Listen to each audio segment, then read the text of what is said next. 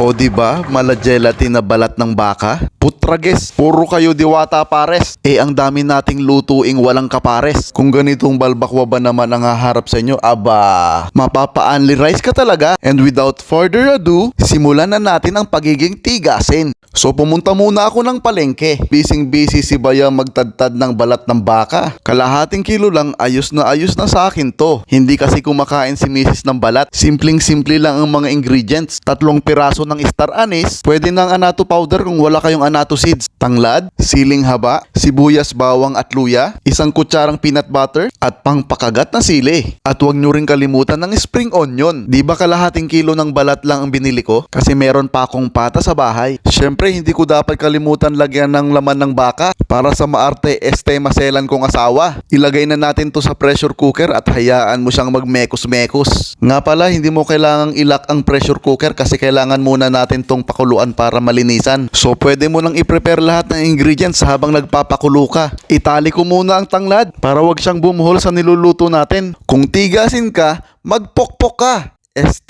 Magluto ka. Aminin natin mga par, malakas makagwapo ang lalaking marunong magluto. Kasi naman, sa panahon ngayon, nagkalat ang mga babaeng malalakas pa sa lalaking kumain. Sabi nga nila, the best way to get a woman's heart is through their stomach. Oo, baliktad na ngayon. Huwag ka na rin magregalo ng bulaklak. Lutuan mo na lang ng masarap. Pareho pa kayong bondat. Ang spring onion natin, isa pang garnish at isa naman pang halo sa pampalambot mamaya. Okay, tapos na yung pinapakulo natin. Kaya natin to pinakulo para mabilis nating malinisan. Oo, tatanggalin natin ang libag-libag niyan. Nakita mo ba yung mga itim na yan? Alam naman nating lahat na masarap kainin pagka hinugasan. Shout out sa mga madudumi ang isip. Nakita mo naman maitim kanina, ngayon tisay na. Suggestion ko lang mga par, huwag nating isabay-sabay palambutin ang lahat ng mga parte ng baka. Kasi baka maganda lasog-lasog or ma-overcook ang mga laman ng baka mo. Tapos yung balat parang leather pa sa kunat.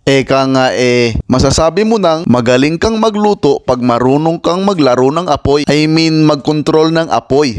O ayan, mekos-mekos na natin ang lahat ng mga pangpalasa. Kasama nga pala sa ingredients ang pamintang buo, pati na rin ang durog. Spring onion na malalaki ang hiwa. At huwag kalimutan ang beef cube. Ilagay na natin ang pampakulay ng buhay. Magtira tayo ng konti para mamaya. Maglagay tayo ng patis, kaamoy ng kiling pawis. Mga 5 kutsara lang. Syempre ang takal depende sa dami ng sabaw. Itong mga natitirang ingredients kailangan natin itong panggisa. Sili pag-adjust ng anghang. Spring onion pang garnish. At tirang atsuete powder pang-adjust ng kulay mamaya. Pagkalimutan ng asin pang-adjust ng alat. Naaalala nyo pa ba si peanut butter? Konti lang kailangan nating ilagay, baka naman maglasang kare-kare ang balbakwa natin. So ngayon, pwede mo na siyang ilak. 45 minutes lang ang gap bago natin ilagay ang buto. Ihuli na natin yung laman kasi yun yung pinakamabilis madurog pagka na-overcook. So habang naghihintay lumambot, pwede na tayong gumawa ng ibang gawaing bahay. Ito ang routine namin tuwing day off ni Mrs. Kung sino yung day off, siya yung magluluto at maglilinis. Kaya wag kayong mag-alala, hindi naman ako namamaltrato.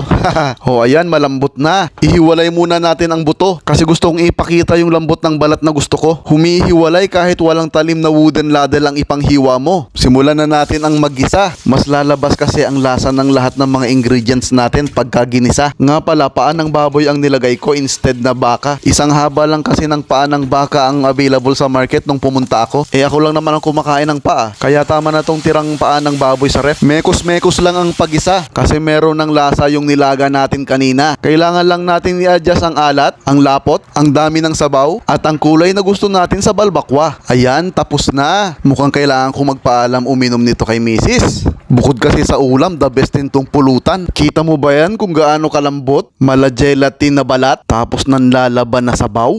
Kanin at alak pa more. Mga par, hindi lang pampaganda ang spring onion. Malaking tulong din itong pangpalasa ng ating balbakwa. Laking pogi points nito. Pagka ganito ang ipapakain mo sa nililigawan mo, naku, ang pinaka-busted tanan. Tikman na natin ang produkto nang malaman na natin kung pasado. Bagay na bagay ito sa hard drink. Kaya lang beer lang ang iniinom ko. Quality.